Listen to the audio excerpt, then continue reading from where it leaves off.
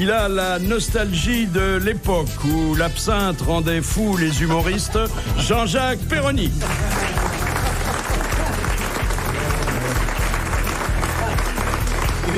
Quand Alési crève, il n'est jamais loin avec ses clous. Jacques Maillot.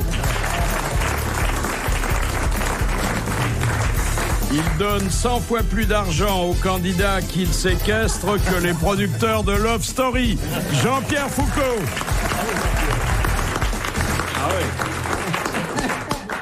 Il adore Molière qui, s'il l'avait connu, l'aurait beaucoup aimé. Francis Perrin. Personnage de Pagnol et historiographe de Guitry, Michel Galabru.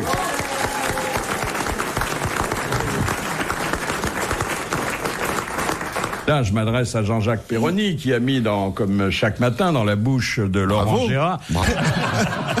Tous les matins, tu mets des trucs dans la bouche de Laurent. Oui, voilà. Des propos définitifs, moitié salace, moitié scato, dans sa tradition personnelle. Oui. Bon, donc vous avez réagi sur le fait que... on trouve de la matière fécale dans les éclairs au chocolat. Attendez, d'après François, et tout est parti de là, sur 5 éclairs, il y en a 3. Mais vous n'êtes pas demandé pourquoi il n'y en avait pas dans les 2 autres. Bah, ils étaient au café, dans le chocolat, ça se dissimule mieux. C'est dommage qu'il donne pas les adresses, François, pour faire des petits cadeaux. Tiens, chérie, prends un éclair. C'est peut-être ça, d'ailleurs, que... Mais vous marchez dans un éclair du pied gauche, ça porte bonheur, maintenant. Hein. D'ailleurs, la mairie de Paris paraît qu'ils nourrissent les motocrottes avec des éclairs au chocolat. Un bon déjeuner, un tartare et un éclair, et hop, au lit. Ben, écoutez, il n'y a pas de quoi s'offusquer, puisque de toute façon, ce que nous mangeons finit comme ça. Alors ça facilite la digestion, non? Ah oui, c'est bien ça, c'est bien aussi, c'est frais ce que vous venez de dire là. J'irai pas manger. J'irai pas déjeuner chez vous, Philippe, hein, je vous le dis. Moi, c'est une histoire vraie. Dans un restaurant, ils ont chopé un type une fois qui était un commis de cuisine. Il se masturbait dans le steak tartare.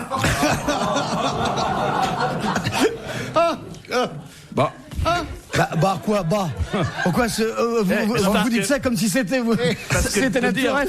Mais non, mais c'est un drame de la solitude. Parce que le client, le maître d'hôtel avait dit je vous le fais relever. Il dit, vous inquiétez pas, je m'en occupe. C'est exactement ça. Mais remarque qu'il y a des gonzesses qui régissent pas plus qu'un steak tartare. Hein, quand tu... Non, c'est vrai, c'est fou. Hein. Non, il paraît que c'était bon. Ah oui. Monica Lewinsky mangeait que ça, pratiquement.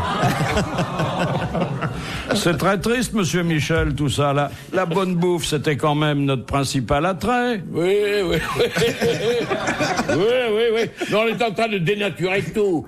Alors, forcément, on finira par ne plus rien bouffer. Mais surtout... Oui, c'est pas d'aujourd'hui qu'on bouffe de la merde. Non, mais la question qu'on s'est posée avec Laurent, c'est comment la merde peut arriver dans l'éclair. Ils l'ont dit, ce sont des commis préposés à la pâtisserie qui se lavent insuffisamment les mains en sortant des commodités. Oui, mais ça, ou alors ils se grattent le fion. Voilà. Si vous voulez. Si vous voulez. Ils mettent la main à la pâte. Voilà.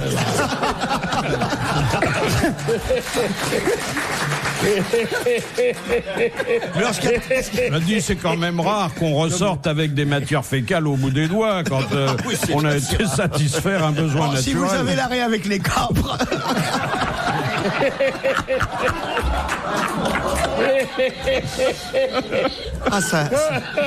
On l'avait évité ce matin, celle-là. Ah, dites donc.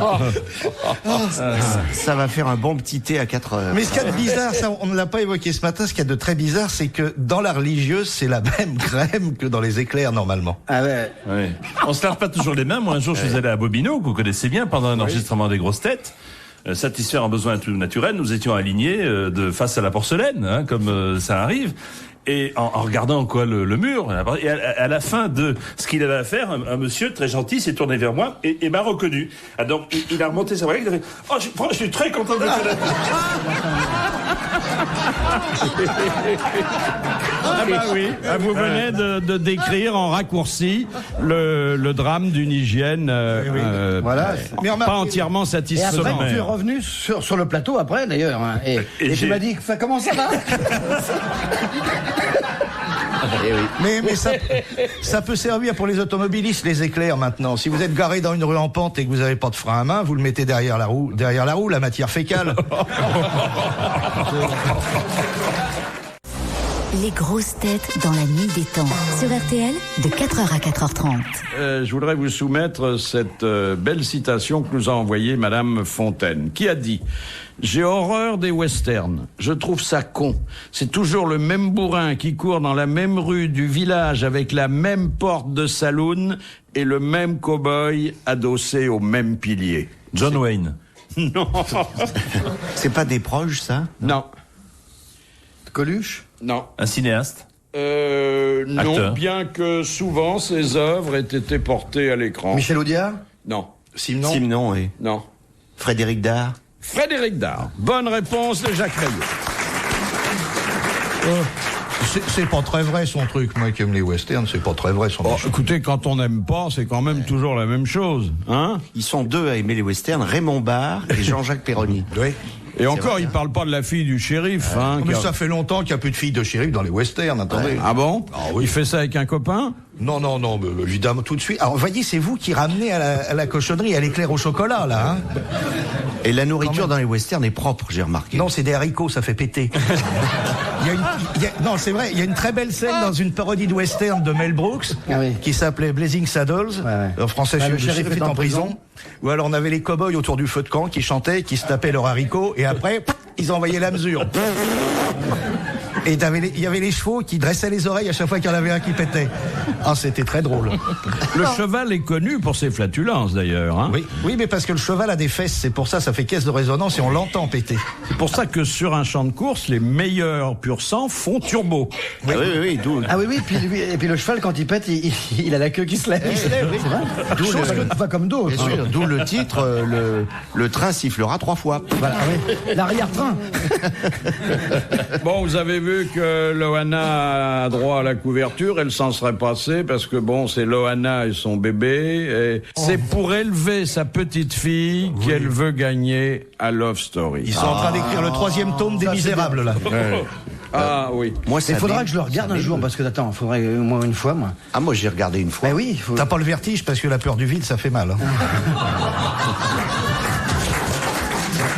Alors, je rappelle que Loana, en n'avertissant pas l'équipe de production qui l'engageait, qu'elle avait un enfant, n'a pas démérité vis-à-vis du règlement, puisque le règlement dit un enfant à charge et qu'elle l'a confié à la DAS. Bien sûr. Voilà. Regardez Donc, Mitterrand en 81, il n'avait pas prévenu qu'il avait une enfant à charge.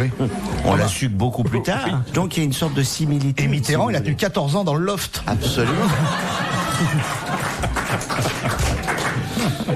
qu'est-ce qui va se passer si Loana a un enfant avec Jean-Édouard? Mais Jean-Édouard a copulé? Oui, monsieur Michel. Mais on ne l'a pas vu. Hein. On l'a deviné parce que c'était dans la piscine et il y avait des bulles. Ah bon? Ah. Mais ça fait pas des bulles quand on baise.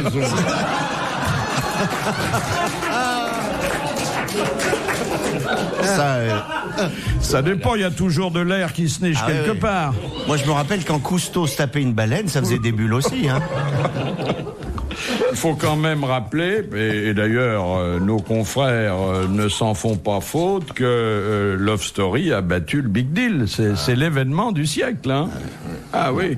Ça, Pauvre c'est la une- gaffe, hein. pauvre la Ça lui gaffe. fait pas une vieillesse heureuse. Hein, ça. Oh, mais quand même, quand même, ça marche toujours son truc. Oui, mais attendez. Non, il n'est pas fini à cause de ça, c'est pas... Non. Il a Et puis, le loft, ça va pas durer. 7 semaines, ça fait merde, long. 7 hein. semaines, alors, il va là. C'est déjà long pour nous, mais alors pour ceux qui sont enfermés... Hein. Cette Et semaine. alors, le couple, à la fin, il gagne la maison.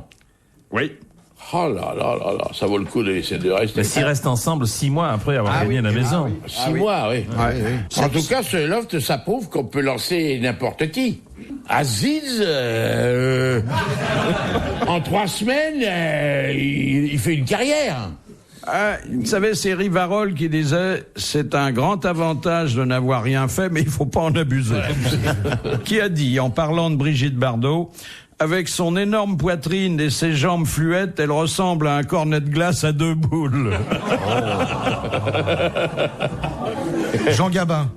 Non, c'est quelqu'un qui a peu touché au cinéma, ou quand il y a touché, c'était en qualité de co-scénariste. Il n'était pas seul d'ailleurs.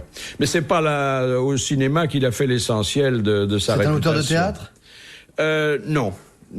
Non, il n'a, je pense, pas écrit pour le théâtre, mais il nous a laissé des poèmes qui sont étudiés dans les écoles. Prévert. C'est Jacques Prévert.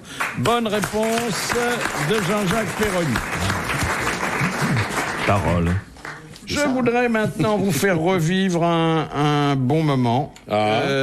C'était il y a une dizaine d'années. Et ce jour-là, Carlos nous avait rapporté une de ces histoires dont il a le secret. C'est un gars qui rencontre un pote, il dit comment ça va toi ? Bien, ça va bien. Ton fils, ta femme ? Bien. Et je suis content parce que mon fils aîné vient de passer une agrégation de logique. Agrégation de quoi ? De logique. C'est quoi la logique ? C'est tu pars d'un fait et puis tu découles avec des arguments et tu arrives à une conclusion. Je lui dis, je vois pas. Il dit, écoute, t'as un aquarium chez toi ? Il dit, oui. Donc t'aimes les poissons ? Oui. Donc t'aimes les animaux ? Oui. Donc t'aimes les humains ? Donc t'aimes les femmes ? Oui. Donc t'es pas pédé ? Ah bon, d'accord, oui. Il rencontre un pote, il dit, comment ça va, Marcel ? Je l'ai vu tout à l'heure, il est sympa. Comment il va ? Très bien, sa femme aussi. Il est content parce que son fils a une agrégation de logique. Il dit, bon, c'est quoi ? Il dit, tu prends des faits, puis des arguments, puis tu développes, et puis tu arrives à une conclusion. Oui, je vois pas. Il dit, t'as un aquarium chez toi ? Il dit, non. Alors t'es pédé.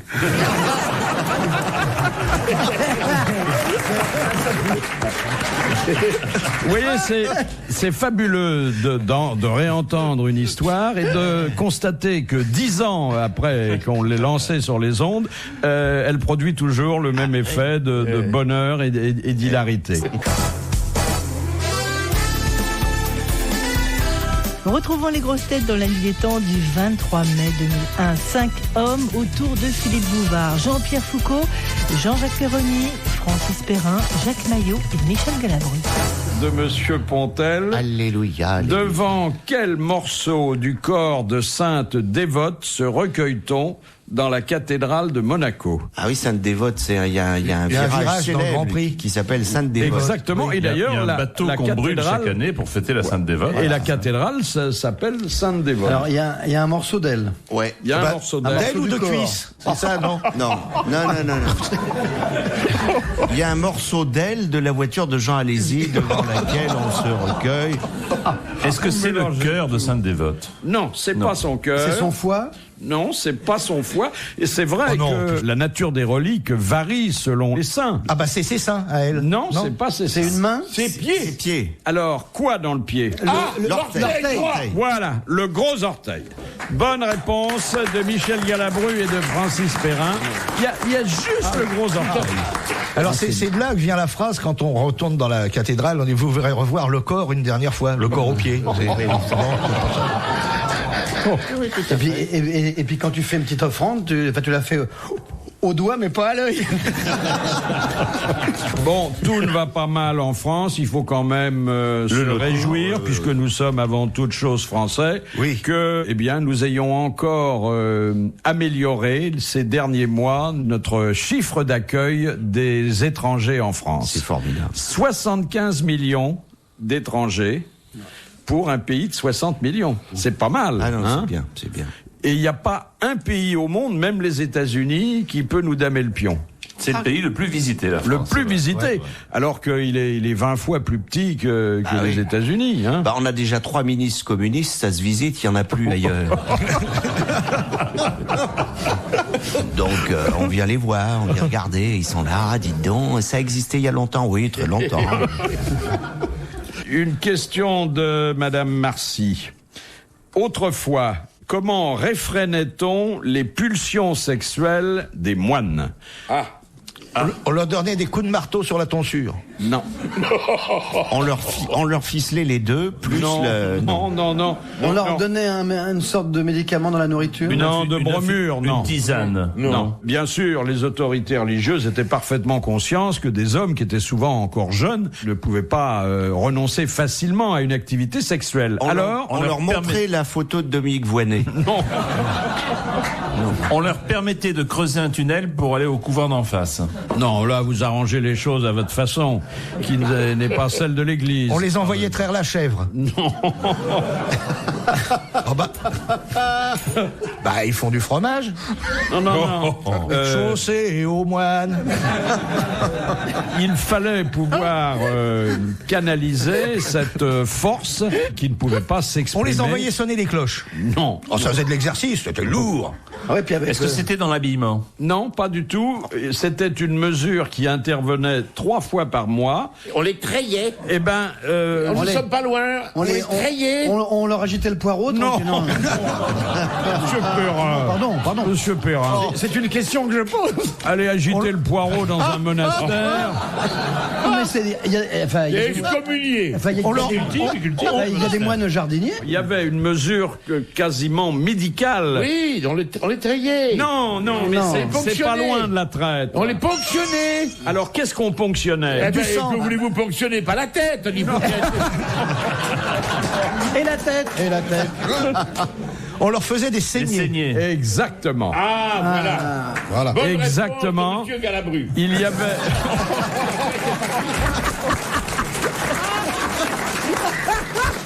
Ah, vous êtes comme le Hana, vous tirez la couverture, là, hein? Oui, qu'est-ce que j'ai dit? Non. J'ai dit qu'on les ponctionnait. Voilà. Bon, quand on fait une saignée, on ponctionne.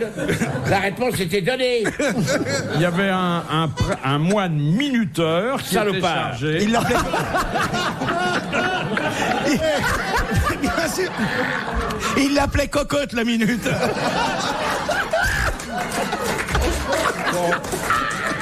Je préfère changer de sujet. Non, c'est intéressant. Je vous rappelle que c'est moi qui réponds au courrier. Et je vais encore avoir des lettres me disant qu'on n'est pas capable de traiter sérieusement les affaires religieuses. Vous avez le bonjour de cocotte, à bientôt, 1000 bises. Sachez que un Néo-Zélandais avait déjà inventé des décorations en papier pour pénis. Vous voyez que c'est pas un type qui a beaucoup réfléchi et qui est profondément original. Il avait inventé des petits déguisements qu'on pouvait mettre sur le sexe masculin pour rompre la monotonie de l'acte. Eh bien là, il s'est préoccupé du golf et il a mis au point une balle de golf ovale, alors qu'elles sont Déjà, rondes. c'est assez difficile de taper la ronde. Un l'ovale. Alors, il dit que la trajectoire aérienne est plus facile à prévoir que celle des balles rondes. Mais hélas, il faut pondérer ça par le fait que la trajectoire à terre d'une balle ovale est totalement imprévisible. Voilà. Vous avez déjà essayé de jouer à la pétanque avec des boules carrées, vous? Ben voilà. Mais ça vous donne de grands plaisirs, le golf? Ah oui. Quand on tape un bon coup, oui. Ah ben voilà, oui. Non, c'est vrai. Non, c'est extraordinaire. Puis on ne pense qu'à ça. Oui. C'est-à-dire que même si on joue avec d'autres partenaires, c'est votre problème. Pas si vous ratez la balle ou si c'est vous qui avez raté. C'est pas. Ah oui, c'est oui. pas comme quand on joue au tennis où il vous envoie Mal. la balle vicieusement pour ça. Bon, non, là c'est vous. Si vous frappez mal, c'est de votre faute. C'est bien fait pour toi. Moi, c'est pour Donc, ça que je joue plus au tennis, parce qu'on m'envoie toujours la balle très mal. Une question que je me pose depuis longtemps à propos du golf, est-ce qu'on peut jouer au golf sans aller d'abord dans un supermarché? Ils ont tous des caddies, pareil. C'est très beau. C'est remarquable. Oui. D'après la Bible, à quel âge Sarah, la femme d'Abraham, eut-elle son premier enfant? 99 ans. Oui. 90 ans, dit la Bible, hein. Mais bon, il y en a aussi qui disent 99 ans. De toute façon, c'est le même combat, hein, parce que c'est une bonne réponse de Jean-Jacques Perroni. Retrouvez les grosses têtes dans la nuit des temps à tout moment sur RTL.fr.